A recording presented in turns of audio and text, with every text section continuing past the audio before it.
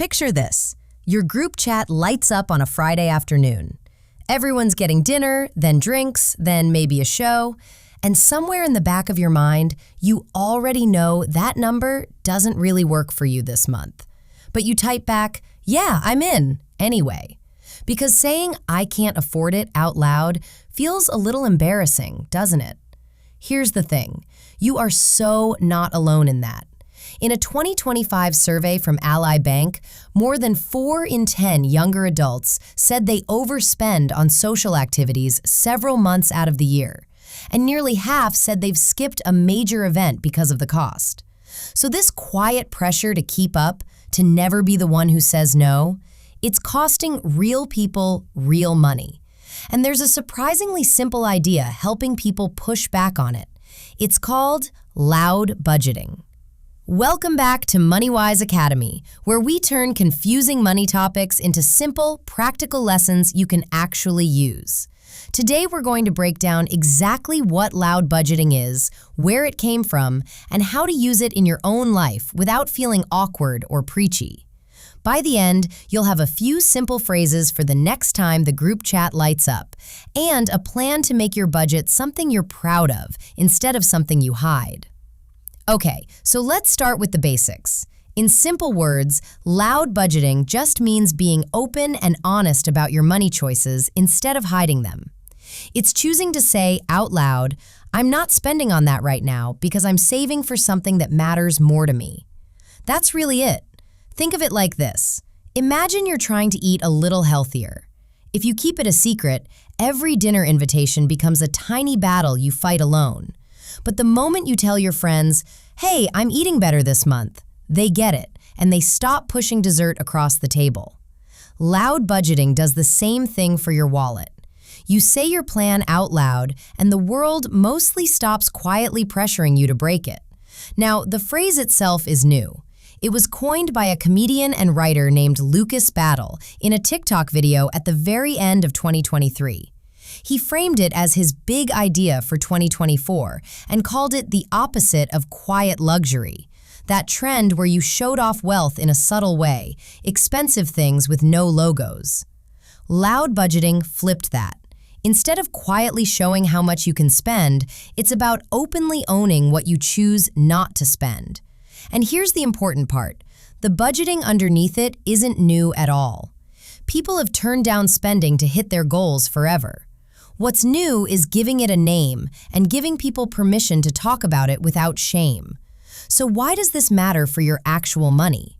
There's a concept called FOMO. That stands for fear of missing out. It's that anxious feeling that everyone else is doing something fun and you'll be left behind if you don't join in. And FOMO is expensive. A 2025 survey from the financial company Empower found that more than half of Americans, 51%, said they'd spent or invested money specifically because of financial FOMO. Half of us. So when you learn to say no out loud, calmly and without apology, you're not just saving a few dollars on one dinner. You're protecting yourself from a pattern that quietly drains your savings month after month. All right, let's get into how you actually do this. And the first step might surprise you because it's not about talking at all. Step 1. You can't loud budget without a budget. The loud part only works if there's a real plan underneath it. So before you say a word to your friends, you need to know 2 things. How much money is coming in each month and roughly where it's going out. Paper, a notes app, a spreadsheet, whatever's easy. The goal isn't to be perfect, it's just to stop guessing.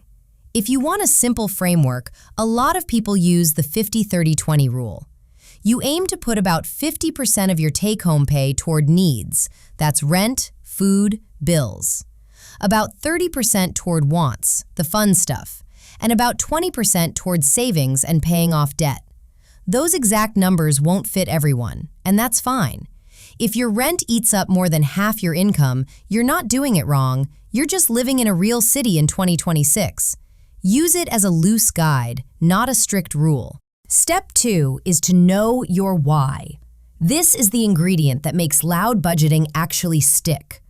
Saying no is hard when it feels like you're just depriving yourself. But it gets easier when you're saying no to one small thing so you can say yes to something bigger. Maybe you're building an emergency fund. That's just a stash of cash for surprises like a car repair or a medical bill. Maybe you're saving for a trip, a down payment, or finally getting out from under a credit card balance. When you've got a clear why, every no becomes a tiny step toward a yes you actually care about. Step 3 is the heart of it, the actual words you say. Here's the little magic trick. You stop saying, "I can't afford it," and you start saying, "I'm choosing not to spend on that right now." It sounds tiny, but it flips the whole feeling. "I can't afford it" makes you sound stuck, like money is happening to you.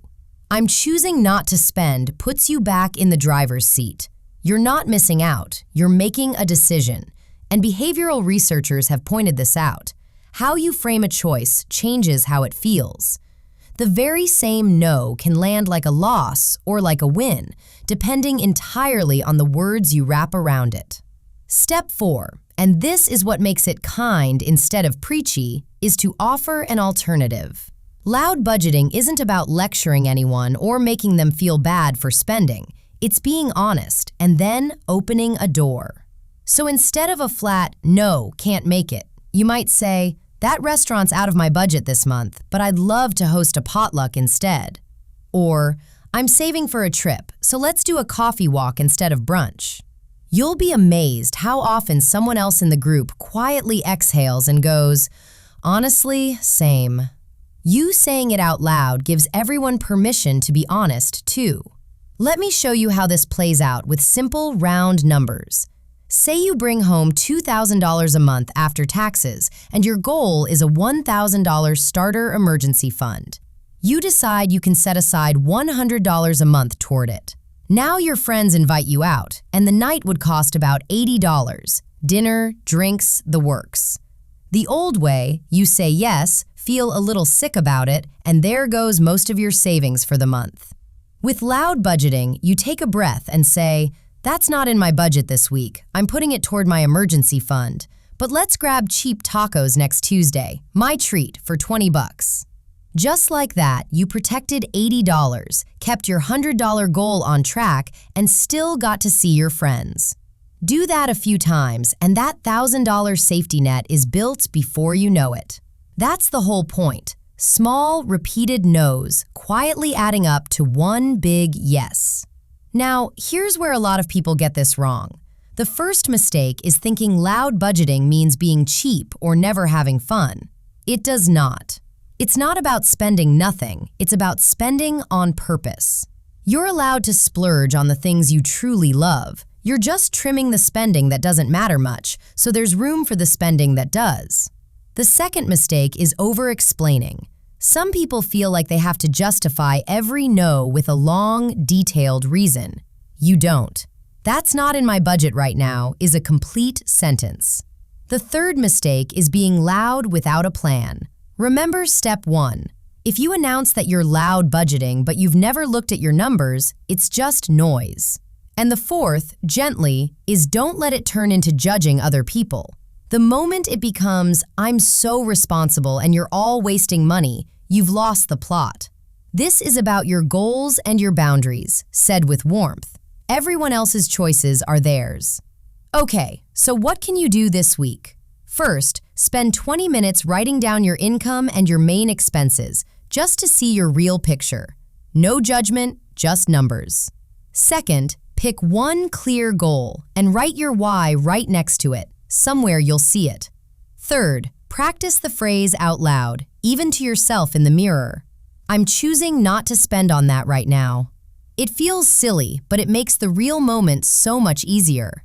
And fourth, the next time an invitation comes in that doesn't fit, try it for real. Say no kindly and offer one cheaper alternative. That's it. 4 small steps, and you've officially started loud budgeting. One quick, honest note before we wrap up. This video is for general education, not personal financial advice. Everybody's situation is different, so for the big stuff, things like debt, taxes, or getting through a tight month, it's always worth checking official sources or talking with a qualified professional who knows your full picture. So let's recap the 3 things to remember. 1.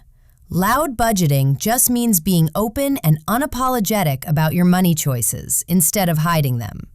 2. The real magic is in the reframe. Swap "I can't afford it" for "I'm choosing not to spend on that right now," and you put yourself back in control. And 3. It only works with a real budget and a clear why underneath it.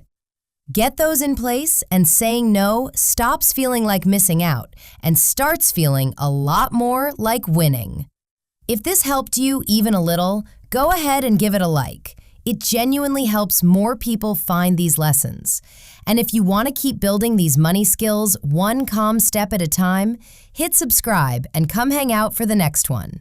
No pressure, no hype, just real, simple lessons you can actually use. I'll see you in the next video. Take care of yourself and take care of your money.